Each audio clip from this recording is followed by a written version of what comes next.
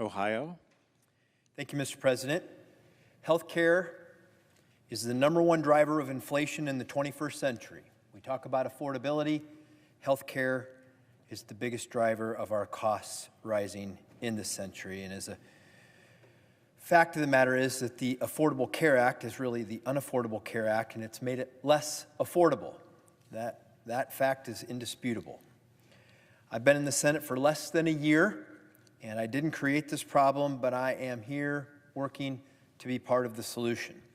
In just a moment, I will ask for unanimous consent to pass my bill, S-3391, the Accountability for Better Care Act. My proposal represents a good faith offer on a short-term basis to extend enhanced premium credits for 2 years. I repeat that. This would extend enhanced premium credits for 2 years, but with reforms that will reduce fraud, lower premiums, and protect long-standing conscious rights for millions of Americans. That's what it does.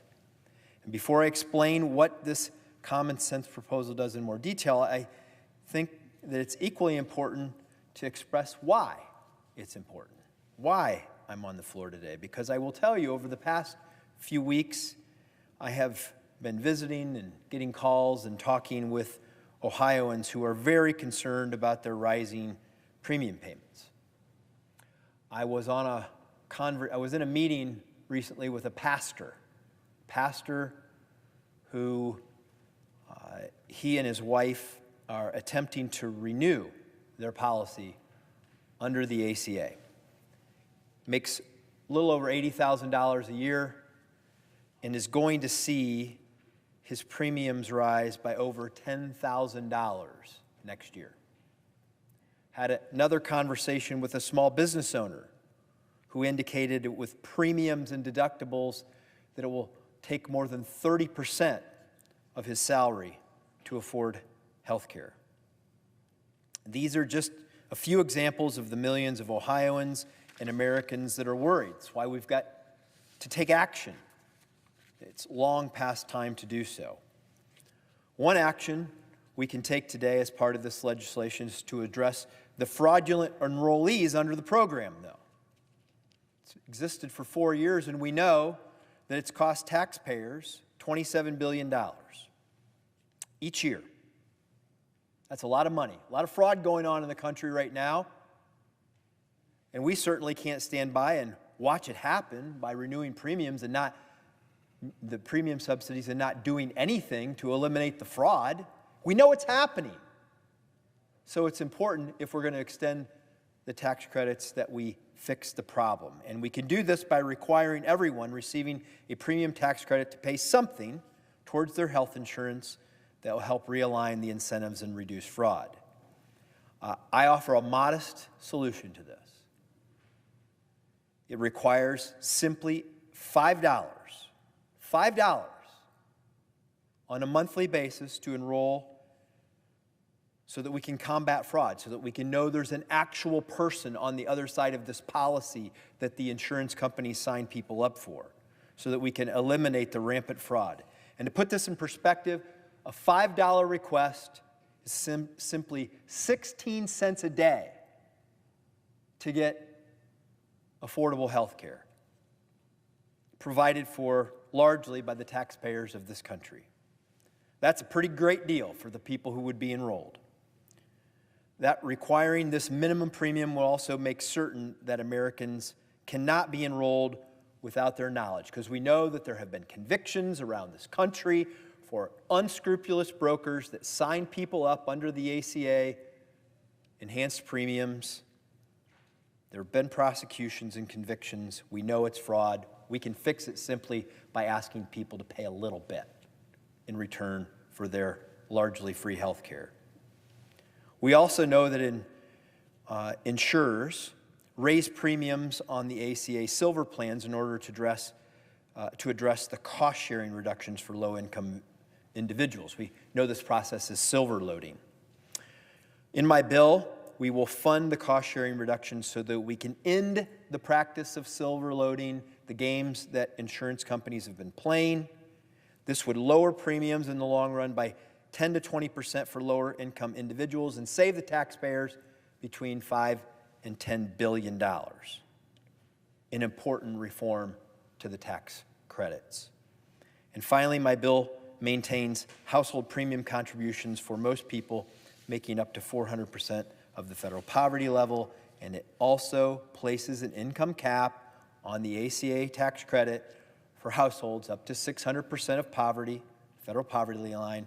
That's $192,000 for a family of four, because we know under the old system, it would subsidize, people making $20 an hour would subsidize the premiums for people making $1 million a year. No one thinks that's right. Can't imagine anyone does. So we fixed that. And these premium contributions will are gradually increased as individuals earn more wages up to that income cap. This will reduce the sharp cliff that many of these families are facing because of the design of the credits that currently exist or are about to expire. I hear constantly from Ohioans that they're worried about their out-of-pocket costs due to failures with Obamacare. We know it doesn't work. Colleagues on the floor have detailed why. My bill creates a soft landing to protect Ohioans and Americans from steep rises in their premiums created by the structural failure of the Obamacare system. I have long said that I believe that there is a way forward with this proposal, that we can protect families from punishing premium costs and address the underlying fraud in the ACA, and to do so in a balanced and thoughtful way. I came to the floor just a couple of weeks ago and outlined this framework in a proposal I called Fraud, Freeze, and Fix. Well, today, this is the manifestation of that as represented by the Accountability for Better Care Act. I appeal to my colleagues on the other side of the aisle that have stated that their goal is to extend the Biden-era COVID bonuses. If that is true, they should support this bill, because it does that. That's what it does. But it also gives Congress a runway to fix and address the drivers of high costs of health care. I will conclude this finally. To my Democrat colleagues, there was a 43-day government shutdown that was extensively supposed to be about extending the ACA subsidies. Well, this is your opportunity to take yes for an answer, because we are extending the ACA subsidies. You get your wish, and we get the accountability we need. And for these reasons, I ask unanimous consent that as if in legislative session and notwithstanding Rule 22, the Finance Committee be discharged from further consideration of S 3391 and the Senate proceed to its immediate consideration. I ask further that the bill be considered read a third time and passed, and that the motion to reconsider be considered made and laid upon the table. Is there an objection? The senator from Wisconsin. Mr. President, I'm going to make just a few brief points in response to my colleague Senator Husted's proposal. This bill is part and parcel of what we have seen for years from the Republican Party, an attempt to undermine the Affordable Care Act in its entirety. If this bill became law, it would undoubtedly still kick millions of people off their ACA coverage.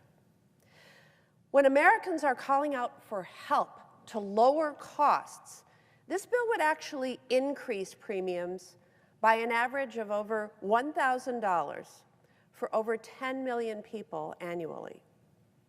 And if that's not enough, Senator Husted's bill sneaks in another attack on women's rights to control their own bodies, and it bans marketplace insurance coverage of abortion. I will end with this. I have worked on this policy for a long, long time. I care deeply about affordable health care and have been willing to work with anyone to deliver results for the people I represent.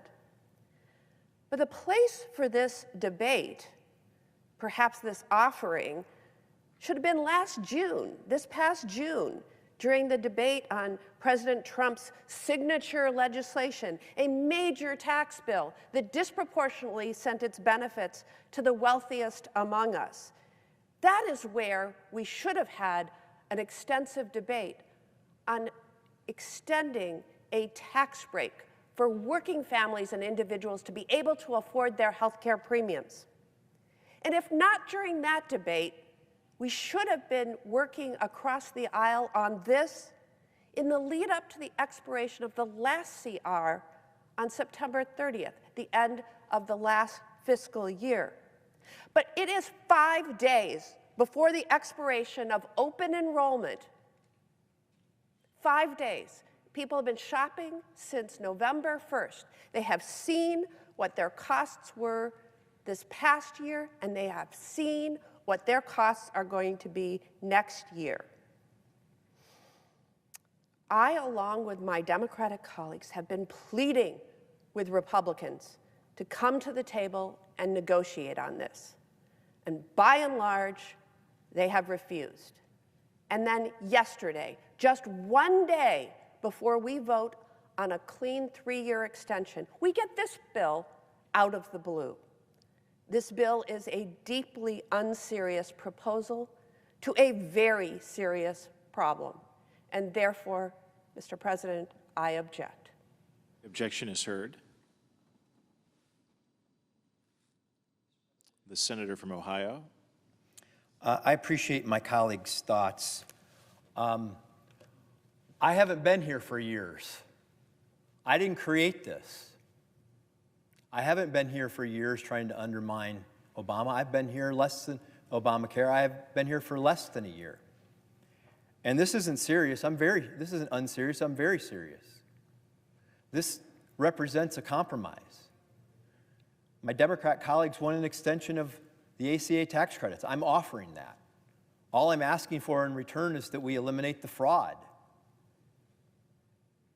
The kind of fraud that we had in Minneapolis going on right now, where we don't have proper oversight of our generous taxpayer-supported programs. I will just say this specifically, though. The proposal that I'm offering is more generous than the original ACA program and tax credits. And it has nothing to do with women's rights because it doesn't ban any of it. It just says that the taxpayers don't pay for it, which has been, since the 1970s, the way that this institution has operated as it relates to the Hyde Amendment. And the time to work on it was last June. We offered something on CSRs last June, but it was objected to by the Democrats under the Byrd rule. It was offered. Cost share reductions. We offered it last June. But my Democrat colleagues objected to it. And yes, I agree, there's only 5 days, maybe longer if we want to spend a little time, and time is of the essence. So that's why we shouldn't waste any more of it.